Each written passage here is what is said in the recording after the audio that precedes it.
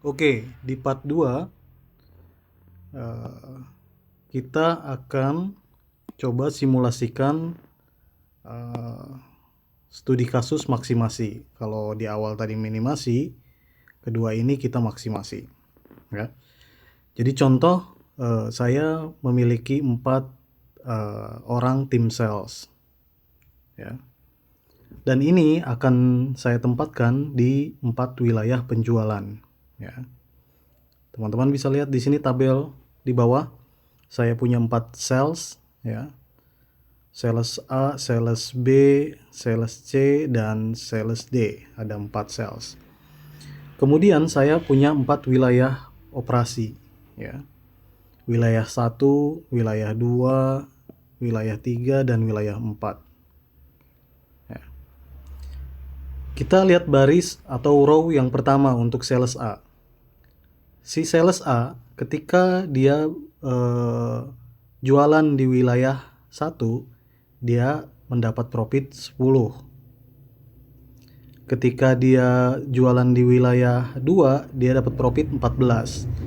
Ketika dia ditugaskan di wilayah 3, dia dapat profit 8.000. Ketika dia ditempatkan di wilayah 4, dia mendapatkan profit 12. Ya. Ingat kata kuncinya ini adalah maksimasi. Maka kita langkah pertama kita harus mencari nilai yang paling besar di row pertama. Di sales pertama kita lihat 10, 14, 8, 12. Nah, kita dapat nilai terbesarnya di 14. Oke. Ini nomor kuncinya 14, ya.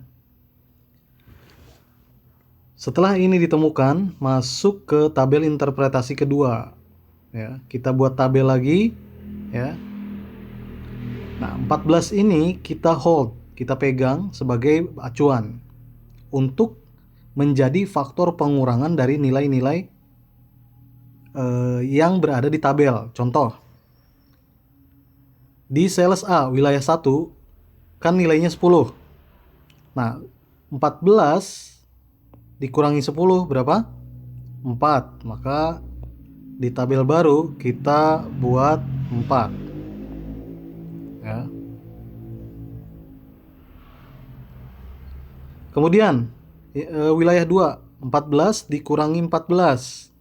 Hasilnya 0. Ya. Wilayah 3, 14 dikurangi 8 sama dengan 6.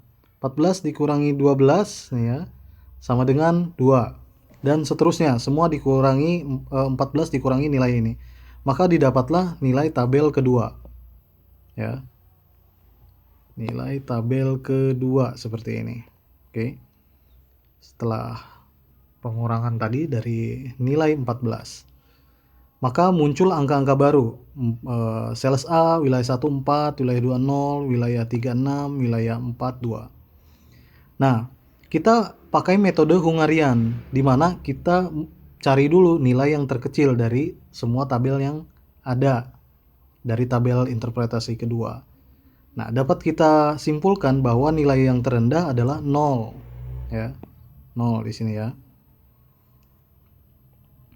Kemudian, nah, ketika kita menemukan nilai yang paling rendah, maka langsung saja kita tugaskan si sales A, berarti kita tugaskan di area wilayah 2, ya, karena nilai minimasinya 0. Nah, maka kita interpretasikan di bawah A ke wilayah 2. Nah, kalau si sales B ditaruh mana? Ditaruh yang paling minimal mana? 2. Maka si sales B kita taruh di wilayah kedua. Sedangkan si C kita di mana? Yang paling minimum di wilayah 1. Si C di 1. Dan yang D itu selalu nggak punya pilihan, ya. Maka dia harus mau nggak mau menempati posisi di wilayah keempat. Karena wilayah 2 dan 3 sudah dikuasai oleh sales A dan B, ya. Maka kita cari nilai yang paling minimal, ya. Nah, setelah interpretasi ini kita temukan, ya, kita langsung lihat ke tabel pertama lagi. Dia bilang yang pertama A ke wilayah 2, sales A ke wilayah 2. Sales A ke wilayah 2 itu berarti 14. Ya, tulis di sini 14. Sales B ke wilayah 3. Sales B ke wilayah 3. Sales B ke wilayah 3. 12.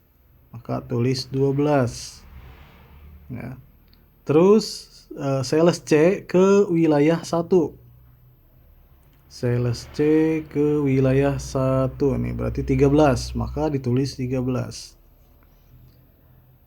Sales D terakhir ke wilayah 4. Sales D ke wilayah 4 nilainya 9, maka ditulis 9.